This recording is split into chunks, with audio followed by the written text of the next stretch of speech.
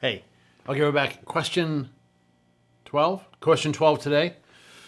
We're on the, well, that's not true. We're not on the downward. Well, we are because we're past halfway. Here we go. 12 in 3, 2, 1.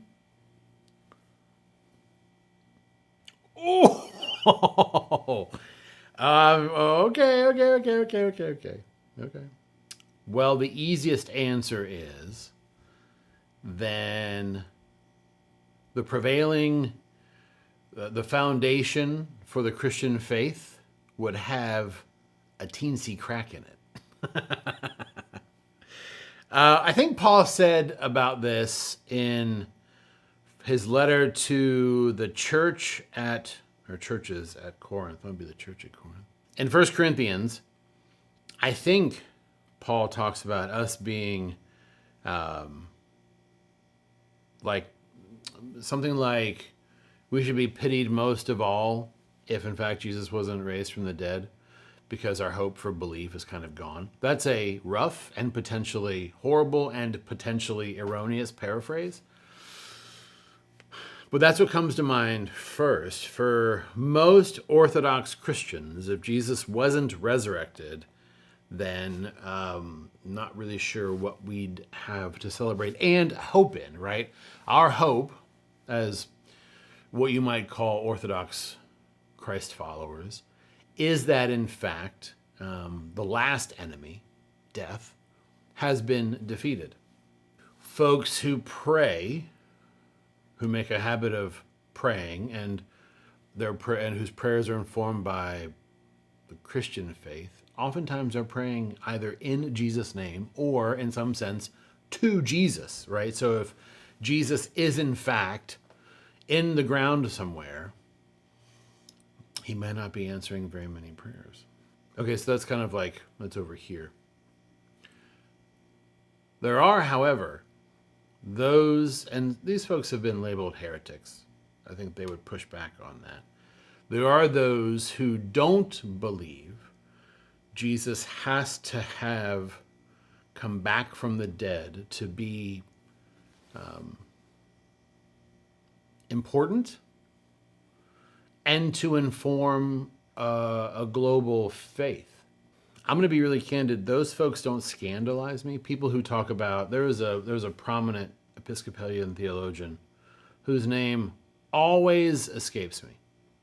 Always. I've read a bunch of his books. He believed that the resurrection occurred when Jesus is sort of brought back to life in people's hearts when they believed. It made a lot of people upset. It didn't bother me. Which leads me to the third thing, which is this.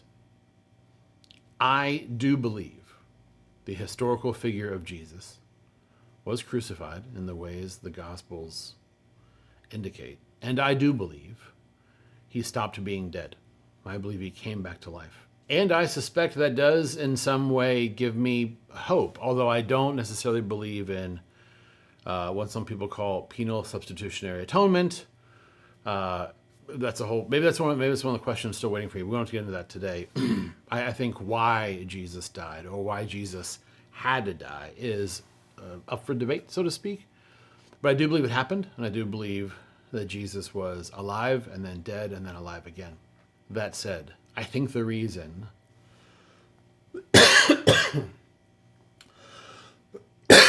God's choking me because of what I'm saying. I think the reason the aforementioned heresies don't bother me, this is going to be tough for a lot of people to sort of meet me here, is because I think the life and the teachings and the example of Jesus are worth following no matter what. Now, someone could quickly say, if Jesus didn't come back from the dead, then the promise and the power of love is for naught. And that's a really, really tough one to argue with. But I suppose here's why I'm not particularly scandalized, because I actually do think Jesus is alive, risen, resurrected. And so maybe that's what makes it easier for me to let people just be on their own journeys. And I think it is also because even still, well, it's just what I said before. I think the model Jesus left for us is worth following no matter what. That having been said, I'm now realizing it might be difficult for me to separate my belief from the way I kind of approach the world, because it does, in fact, it is the filter through which I experience life. So, and I suppose I'm not scandalized by heretics because I've been called a heretic. And so, okay, whatever, right? Let's get on with it. Because if you take Jesus seriously, all the bits that he said when he was alive, both times, then the call to live in the way he told us to live endures forever, in the same way that I, and maybe you, believe that he does. So, to try to answer the question as clearly and as simply as I can, if Jesus didn't come back from the dead, then his claims of divinity would clearly be false, seems to me. And I think he would be, for me and for maybe millions of others, an amazing teacher who left us teachings worth following, but whose life and death might give a certain type of hope, but whose non-resurrection wouldn't necessarily give us what you might call an eternal hope. I don't know, maybe. I'm kind of working through that. I think that's probably true. Yeah. Bye.